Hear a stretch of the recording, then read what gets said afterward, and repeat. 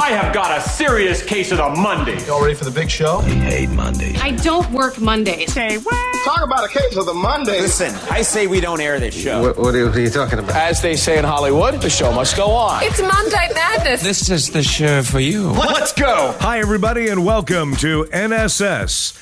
This is the Reynolds Report. Although a grand jury decided not to indict racing star Tony Stewart on criminal charges in the racetrack death of Kevin Ward Jr., the late driver's parents still hold the three-time NASCAR champion responsible for the fatal accident. I don't feel Tony Stewart meant to kill my son, but his actions killed my son. I think he lost his temper. Pamela Ward told ABC's Good Morning America on Friday. Kevin Ward Jr. was killed August 19, 2014, after he was hit by a sprint car driven by Stewart during a race at a dirt track in Canandaigua, New York. The incident began with Ward's car getting spun out by Stewart's, prompting the 20-year-old to exit his vehicle and walk on the track in a confrontational manner. He was then hit by Stewart's car as it came around a turn. The family filed a wrongful death suit against Stewart last week, accusing him of negligence by gunning his engine and causing his car to slide into Ward.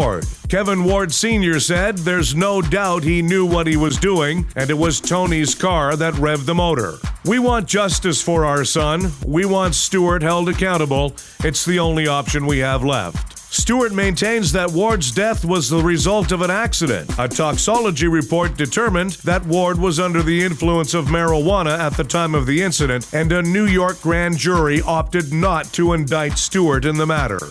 Soon in the new year, we will have a new record for the world's longest non-stop airline flight. Yep, 17 hours and 35 minutes is how long you can expect to be in the air if you book tickets for the flight. Set for takeoff from Dubai and landing in Panama City, Panama. Beginning February 1st, Emirates Airline will offer the flight, which is 8,590 miles long.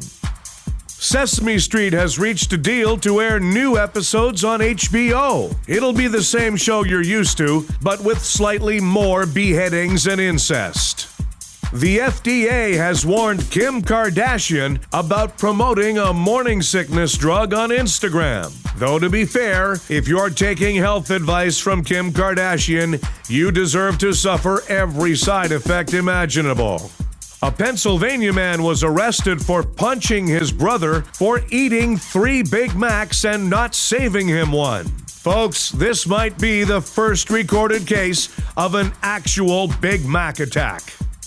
The president of a Canadian chapter of Mothers Against Drunk Driving was arrested for DUI, as well as for possession of criminal amounts of irony.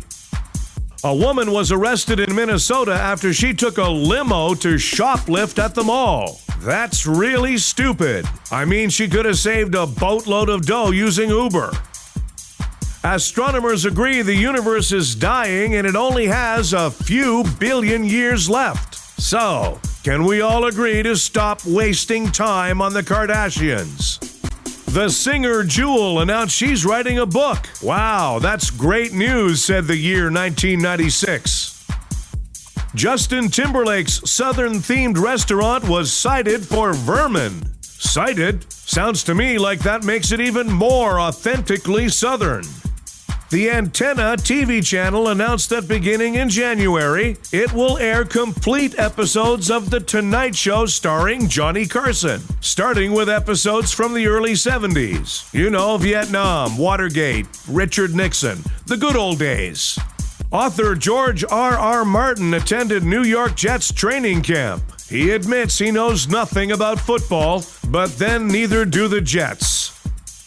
The media has gotten its hands on a photo of Ben Affleck's former nanny aboard a private jet with Affleck and quarterback Tom Brady. In the photo, she's wearing Brady's 4 Super Bowl rings. I think the most shocking thing about this story is the fact that Brady actually goes on vacation with his Super Bowl rings. By the way, Ben Affleck turned 43 on the weekend. It was business as usual with a slight twist. This year, he left the kids at home with his wife so he can go out with the nanny.